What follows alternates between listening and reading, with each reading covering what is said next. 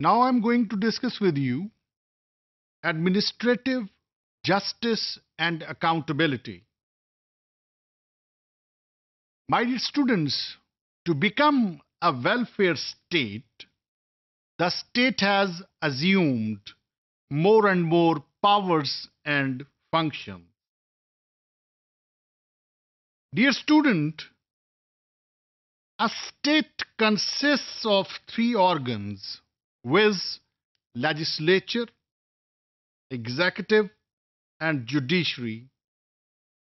My dear students, increase in state activity means increased work for all organs of state.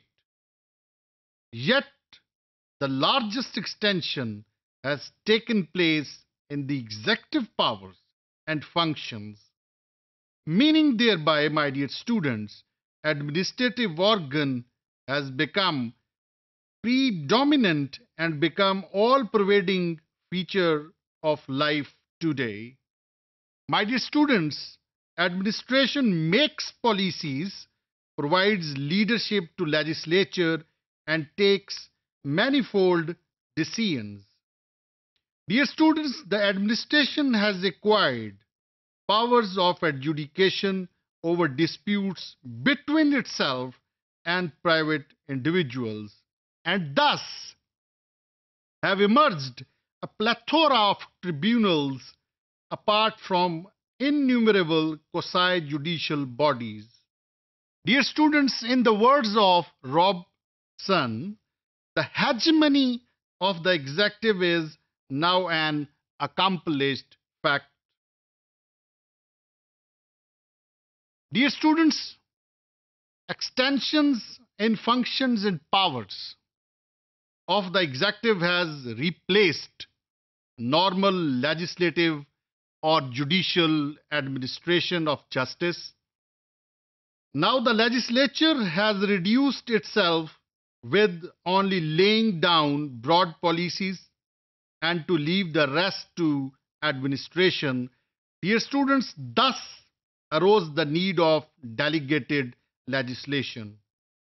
My dear students, administrative justice through administrative adjudication under the modern legislation needs to be provided expeditiously with the least formality and technicality at the minimum cost. My dear students, therefore, the courts are indeed not in a position to fulfill these conditions. So far, the administrative justice, administrative tribunals have come into vogue. My dear students, in the quest of administrative justice, if a certain rule is found unsuitable, in practice, a new rule incorporating the lessons learned from experience can be supplied. Dear students, such a flexibility is not available in the case of ordinary judicial process. The main cause of evolution of the system of administrative justice or adjudication outside the courts are the same, which has led to the emergence of delegated legislation. My dear students, along with the expansion in governmental operations, tax base has also been broadened, resulting in the levy of new taxes and consequently leading to vast proliferation of assessing authorities. This creates need to provide administrative justice on disputes between citizens and government. Dear students, this in turn has necessitated the development of administrative justice or adjudication. My dear students, I am going to discuss with you another aspect or the reason for the development of the administrative justice, which is that the ordinary courts are accustomed to deal with cases primarily according to law. The exigencies of the modern administration often make it compulsory that some types of controversies be disposed by applying not the law, but by applying consideration of policy, Dear students, it is possible only through administrative justice or adjudication. Now I'm going to discuss with you as to what is meant by administrative accountability. Dear students, administrative accountability means administrative answerability or responsibility. Dear students, for this, the Office of Ombudsman, Wafaki Muhtasib have been established in Pakistan to make the administration answerable for its administrative action. My dear students, during the period of over 40 years, visible efforts were made to reform the administrative machinery in order to make it more responsive to the needs of an independent country, where the objective of the administrative machinery would be to bring about welfare of the common man. These efforts failed, dear students, due to lack of political commitment.